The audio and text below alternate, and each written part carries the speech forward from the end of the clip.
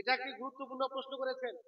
জমি বন্ধক, এটা মনে রাখবেন, আমাদের এই উত্তর দক্ষিণ দিনাজপুরে প্রায় বিশেষ সব জেলাতেই প্রায় এই নিয়মটা চালু হয়ে গেছে।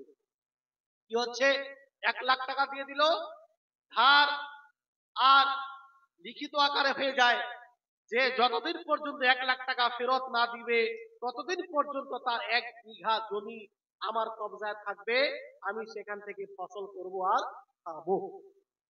এই যে শর্ত, মনে রাখবেন, কুল্লু কারজিন জাররা নাফআন ফাহুয়া রিবা, সুদের সংজ্ঞা হলো এই, ধার নিয়ে ধার দিয়ে যদি কেউ উপকৃত হয়, ধার দিয়েছে কিন্তু ওই ধার থেকে সে লাভবান হচ্ছে, তার লাভ হচ্ছে, ধার দিয়ে উপকৃত হওয়া, লাভবান হওয়া, লাভ উপার্জন করা, এটাই হলো সুদ। এটাই কি? সুদ। আপনি যে 1 লাখ টাকা ধার দিয়েছেন, 1 লাখ টাকা তো আপনাকে 1 বছর দিয়ে দিচ্ছে, 1 বছর পরে 1 লাখ টাকা দিয়ে দিচ্ছে। এই যে আপনি 1 বছর ধরে 2 বার 3 বার 4 বার যা হলো ফসল লাগালেন, ফসল হলো, এই যে টাকা, এটা সম্পূর্ণ সুদ হয়ে যাবে। সম্পূর্ণ কি হবে? সুদ হবে। এজন্য এই শর্তে জমি বন্ধক রাখা যাবে না। যে ব্যক্তি বন্ধক দিবে সেও হারাম কাজ করবে, আর যে ব্যক্তি নিবে সেও হারাম কাজ করবে। এটা না যে আমি তো অসহায় এই জন্য 1 লাখ টাকা ধার নিয়েছি, গুনাহগার হবে, এমনটা না। সুদ খাওয়া যেমন হারাম, তেমন সুদ দেওয়াও হারাম। সুদ দেওয়াও কি হারাম।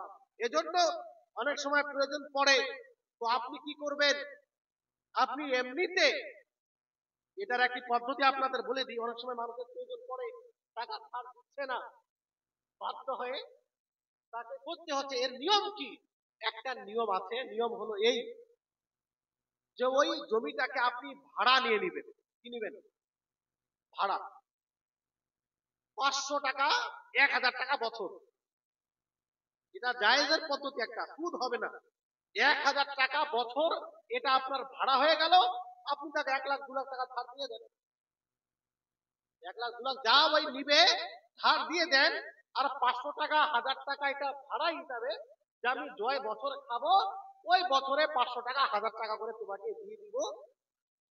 যে কোনো ফসলের বিনিময়ে হোক বা বছরে হোক, 1 বছরে যত আমি খাবো 1 বছরে 1000 টাকা ভাড়া তোমাকে দিয়ে দিলাম, আর ওটা তোমাকে ধার হিসেবে দিয়েছি, শর্ত হিসেবে না, জমি বন্ধক হিসেবে না।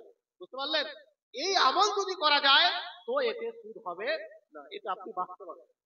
আর এটা সবাই করবেন যারা করেন, যাদের প্রয়োজন এই নিয়মটাই অবলম্বন করবেন।